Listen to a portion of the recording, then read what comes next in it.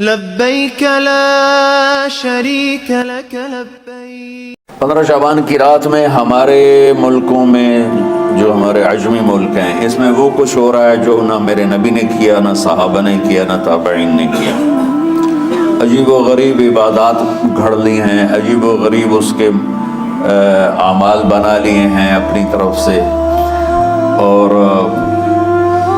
مسجدیں بھری ہوتی ہیں اور روشنیاں لگی ہوتی ہیں اور آتش بازی ہو رہی ہوتی ہے۔ میرے نبی نے اس رات کی فضیلت بتائی، عمل کوئی نہیں بتایا۔ جیسے یہاں کوئی صلاۃ تسبیح کی جماعت کرا رہے ہوتے ہیں، کوئی اجتماعی تہجد پڑھ رہے ہوتے ہیں، کوئی دیگیں چڑھا رہے ہوتے ہیں، کوئی آتش بازی کر رہے ہوتے ہیں، تو وہ اس میں اتنا غلو ہو گیا ہے کہ یہ بھی ٹھیک نہیں۔ اور کچھ علماء نے اس کے رد میں اس کا اتنا انکار کیا ہے کہ اس رات کی کوئی فضیلت ہے ہی نہیں، یہ بھی ٹھیک نہیں۔ اس بیچ کا راستہ، اس رات کی فضیلت میں جتنی احادیث ہیں وہ ضعیف ہیں، لیکن اتنی کثرت سے ہیں کہ ان سب کا مل کر جمع ہو کر کم از کم وہ حسن لغیر ہی تک تو پہنچ جاتی ہیں۔ اور ابن عثیمین رحمۃ اللہ علیہ نے بھی یہ لکھا ہے کہ زیادہ سے زیادہ ان احادیث کے مجموعے سے، چونکہ اگرچہ ضعیف ہیں لیکن کافی زیادہ ہیں، تو وہ حسن لغیر ہی تک پہنچ جاتی ہیں۔ تو حسن لغیر ہی سے کوئی عمل ثابت نہیں ہوتا، عمل ثابت ہوتا ہے صحیح حدیث کے سے۔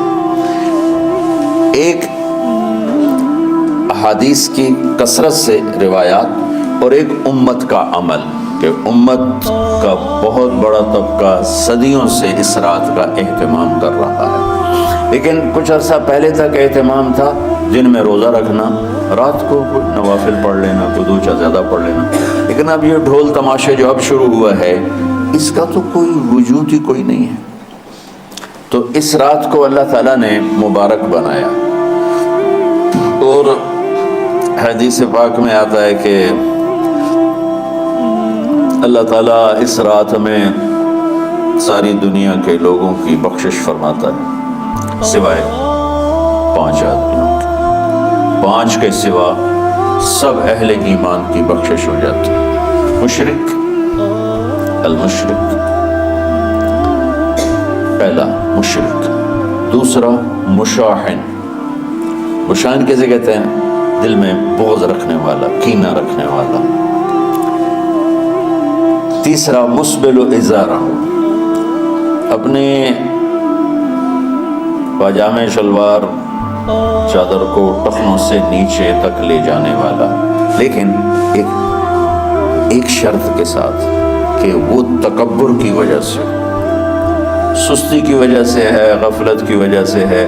چونکہ جب آپ نے ایک مرتبہ اس کے بارے میں بات کی تو حضرت ابوبکر صدیق نے کہا یا رسول اللہ، میری چادر، عرب چادر باندھتے تھے جیسے ہمارے پنجاب کا لباس چادر تھا، اب وہ کم ہو گئے، ہماری تو بزرگ عورتیں بھی اور مرد بھی سب چادر باندھتے تھے، شلوار تو کسی کو پتہ ہی نہیں ہوتا تھا ہمارے بچپن میں۔ یہ تو پھر آہستہ آہستہ جب تعلیم آئی تو شلوار دیہاتوں میں بھی اور شہروں میں عام ہو گئی۔ تو اگر وہ اس لیے لٹکا رہا ہے کہ طبیعت میں تکبر ہے، پھر اس وعید کا وہ حقدار ہے۔ اگر ویسے اس کی نیچے جا رہی ہے تو میرا مالک ایسا، وہ تو ہے ہی رحیم و کریم، ہے ہی رحیم و کریم، ہے ہی رحیم و کریم، صرف شلوار نیچے لٹکانے سے وہ اتنی شدید سزا دے، اگر اس کے پیچھے تکبر ہے پھر ہے، یہ تکبر نہیں ہے تو انشاءاللہ وہ اس سے محفوظ ہوگا۔ تو اپنی چادر کو لٹکانے والا، لیکن بشرط تکبر، کتنے ہو گئے؟ عاق لوالدیہ، ماں باپ کا نافرمان، نافرمان ایسا کہ دکھ دینے والا۔ چھوٹی موٹی اونچ نیچ تو ہر بچے سے ہو جاتی ہے، جن نے والدین کو ٹکڑے ٹکڑے کر دیا اور ان کو دکھ دے دے دے دے کے ان کا سینہ چیر دیا ہو، چونکہ آپ کہتے ہیں پرزے پرزے کرنا کسی چیز کو، تو اپنے دکھ دے کر اپنی بدتمیزی کے ساتھ اس نے ماں باپ کا دل زخمی کر دیا ہو، ایک یہ نہیں معاف ہوتا۔ پانچواں، مدمن خمر، مسلسل شراب پینے والا، مستقل جو شراب کا عادی ہو، ان 5 کو مؤخر کر دیا جاتا ہے۔ معافی نہیں ہونے کا مطلب یہ نہیں کہ اللہ تعالیٰ کبھی معاف نہیں کرے گا، معافی نہ ہونے کا مطلب یہ ہے کہ یہ 5 ایسے گناہ ہیں کہ اس کی وجہ سے بخشش رک جاتی ہے۔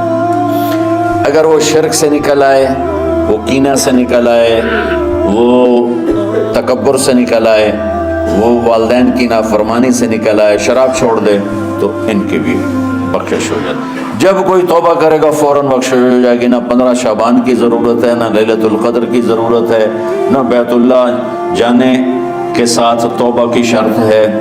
جہاں بھی وہ بیٹھ کے توبہ کرے گا، جس لمحے میں کرے گا، اسی وقت اس کی توبہ قبول ہوگی اور اللہ اس کے پچھلے سارے گناہوں کو معاف فرما دے گا۔ دن کا روزہ، رات کا قیام، زیادہ زیادہ قیام سے مراد نوافل ہیں، کوئی گھر میں پڑھ لے، کوئی مسجد میں پڑھ لے۔ نوافل، نفلی عبادات گھر میں ہی افضل ہوتی ہیں۔ میرے نبی سنتیں ہمیشہ گھر سے پڑھ کے آتے تھے، تہجد اپنے گھر میں پڑھتے تھے، مسجد میں نہیں پڑھتے تھے، سوائے اعتکاف کے آپ اپنے نوافل سنتیں سب گھر میں پڑھتے تھے اور مسجد میں صرف فرض آ کے ادا فرماتے تھے، اور اس کے بعد بیٹھنا ہوتا تھا تو بیٹھ جاتے تھے، اٹھنا ہوتا تھا تو اٹھ جاتے تھے۔ تو اعتدال اللہ کو ہر چیز میں پسند ہے۔ دنیا جو مختصر ہے اس میں کیسے پسند نہیں ہوگی؟ آخرت جیسے معاملے میں بھی اللہ ہم سے کہہ رہا ہے اعتدال، امتاً وسطا۔ ایسے عیسائیوں کی طرح ترک دنیا بھی نہ کرو، یہودیوں کی طرح دنیا کے پیچھے نہ پڑ جاؤ، رزق کے حلال بھی کماؤ، اپنے بچوں کو بھی دیکھو، اپنے فرائض کو بھی دیکھو جو دنیاوی ہیں، اور اللہ سے بھی اپنا معاملہ ٹھیک کرو اور درست کرو۔ بعد کے زمانے میں صحابہ کے بعد سے ہی ایک انتہا پسندی امت میں آئی، ساری ساری رات جاگنا۔ فلاں بزرگ تھے، وہ رسے سے اپنے بالوں کو باندھ لیتے تھے کہ نماز پڑھتے پڑھتے جب نیند آئے اور جھٹکا لگے تو رسے سے بندھے ہوئے بالوں سے اس جھٹکے سے تکلیف ہو اور ان کی آنکھ کھل جائے اور پھر نفلوں میں شروع ہو۔ ایک فلاں بزرگ تھے، وہ اپنے آنکھوں میں نمک کا سرما لگاتے تھے تاکہ آنکھیں جل جائیں، اور اس میں وہ جلن پیدا ہو جائے اور نیند اڑ جائے۔ یہ ایسے واقعات بھرے پڑے ہیں۔ فلاں بزرگ تھے، انہوں نے 30 سال عشاء کے وضو سے فجر کی نماز ادا کی۔ یہ اپنی جگہ پہ بزرگی ہے، لیکن یہ بھائیوں یہ دین ہم پیش نہیں کر سکتے۔ فلاں بزرگ تھے، وہ 30 سال سے ستو کھا رہے تھے کہ روٹی کھانے اور ستو کھانے میں 70 دفعہ سبحان اللہ کا فرق پڑ جاتا ہے۔ تو روٹی کھائیں تو 70 دفعہ سبحان اللہ کم کہہ سکتے ہیں، اور ستو کھائیں تو 70 دفعہ سبحان اللہ زیادہ کہہ سکتے ہیں۔ تو لہٰذا انہوں نے کہا مجھے تو 30 سال ہو گئے، میں تو ستو کھا رہا ہوں، میں تو روٹی نہیں کھا رہا۔ یہ دین نہیں ہے، یعنی یہ وہ دین نہیں جو ہم انسانیت کو پیش کر سکتے۔ یہ تو لوگوں کو دوڑانے والی بات، یہ رہبانیت کی شکل ہے۔ یہ وہ دین نہیں جو ہم لوگوں کو پیش کریں گے تو وہ کہیں گے واہ واہ واہ واہ کیا دین ہے بھائی، قبول کرو۔ یہ ایک قسم کا غلو آیا۔ میں ایک حدیث سناتا ہوں، بخاری شریف میں بھی ہے، مجھے اب ہر شے بھول گئی، لیکن وہ ہے نہی الغلو، اس طرح کر کے آپ لوگ زیادہ جانتے ہوں گے جو پڑھ رہے ہیں، کہ غلو سے نہیں۔ حدیث آپ کو سب کو یاد ہوگی کہ 3 صحابہ آئے اللہ کے نبی کے گھر اور پوچھا کہ اللہ کے نبی رات کیسے گزارتے؟ تو گھر والوں نے کہا سوتے بھی ہیں، جاگتے بھی ہیں، کھاتے بھی ہیں۔ تو وہ تینوں آپس میں کہنے لگے وہ تو نبی ہیں، سوئیں بھی تو کوئی بات نہیں، اور شادی ہے کوئی بات نہیں، ہم تو نبی نہیں، ہمیں تو کچھ کرنا چاہیے۔ ایک نے کہا کہ میں ساری زندگی روزہ نہیں چھوڑوں گا، ایک نے کہا کہ میں ساری زندگی سوؤں گا نہیں، ایک نے کہا میں ساری زندگی شادی نہیں کروں گا۔ تو دیکھنے میں تو واہ واہ کیا بڑی بزرگی ہے بھائی، بڑے بزرگ ہیں۔ ہمارے نبی کو پتہ چلا، آپ نے تینوں کو بلا لیا۔ کہ تم مجھ سے زیادہ اللہ سے ڈرنے والے ہو، میں تم سے انا اتقاکم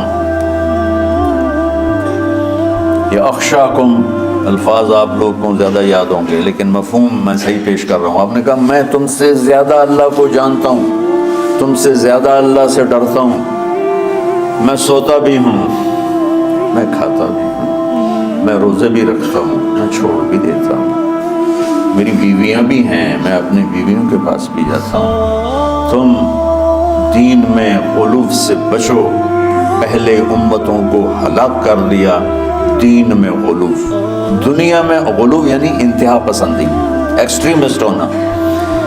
دنیا ہو یا دین ہو، دونوں میں اعتدال بچو، اللہ تعالیٰ کو پسند ہے.